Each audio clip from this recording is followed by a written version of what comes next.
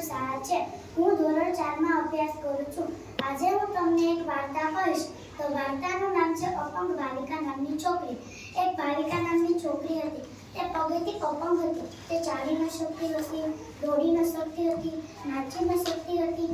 એક દિવસ તે સ્કૂલે ગઈ. તેણે જોયું તો બધા બાળકો રમી રહ્યા હતા. તેણે વિચાર્યું, હું પણ દોડી શકતી હોત, ચાલી શકતી હોત, નાચી શકતી હોત તો મારા પણ દોસ્તો હોત અને હું પણ રમી શકતી હોત. તેવું વિચારી સૂઈ ગઈ. થોડો સમય ગયો. ટીચર આવ્યા. ટીચરની સાથે સાથે બાળકો પણ આવ્યા. ટીચર કહે, કાલે આપણે બધાએ સ્પર્ધામાં ભાગ લેવાનો છે. બધા કહે, હા. એક બબલુ નામનો છોકરો હતો. તે બોલ્યો, ટીચર, ભાવિકા નહીં લઈ શકે. ભાવિકા પગેથી અપંગ છે. ટીચર કહે, એવું ન કહેવાય. ચાલ, ભાવિકા પાસેથી સોરી માંગ. બબલુ કહે, સોરી. બેર પડ્યો. બધા સ્કૂલેથી ઘરે જવા માંડ્યા. પણ ભાવિકા સ્કૂલ ઘરે ન ગઈ. તેના બગીચામાં એક ટેબલ હતી. ત્યાં જઈ તે બેઠી. તે આમ તેમ જોઈ રોવા માંડી. થોડો સમય થયો. તેને ચૂચું કરતો અવાજ આવ્યો. તેને આમ જોયું તેમ જોયું પણ કશું ન મળ્યું. તેને વિચાર્યું, આ ટેબલ નીચેથી જ અવાજ આવી રહ્યો છે. તેણે હિંમત કરી અને જોયું તો એક કબૂતરનું બચ્ચું પથ્થરમાં ફસાયેલું હતું. તેને કહ્યું, હજુ તું બહુ નાનું છે. કદાચ તું મારામાંથી પડી ગયું છે.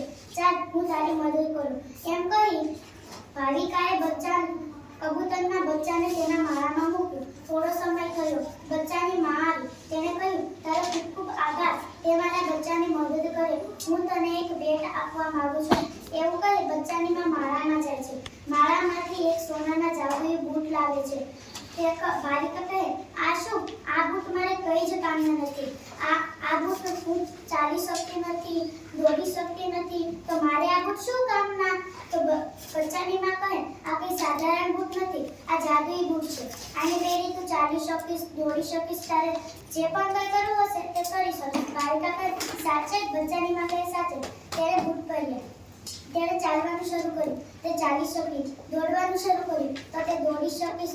તે ખુશી ખુશી ઘરે ગઈ. તેના મમ્મી પપ્પા તેને જોઈ અને ખૂબ જ ખુશ થયા. તેણે કહ્યું, આ બધું કેવી રીતે થયું? ભાવિકાએ આખી વાત કહી. બીજા દિવસે તે સ્કૂલે ગઈ. તેણે જોયું તો બધા સ્પર્ધામાં ભાગ લેતા હતા. તેણે વિચાર્યું, હું પણ લઉં. તેને ભાગ લીધો.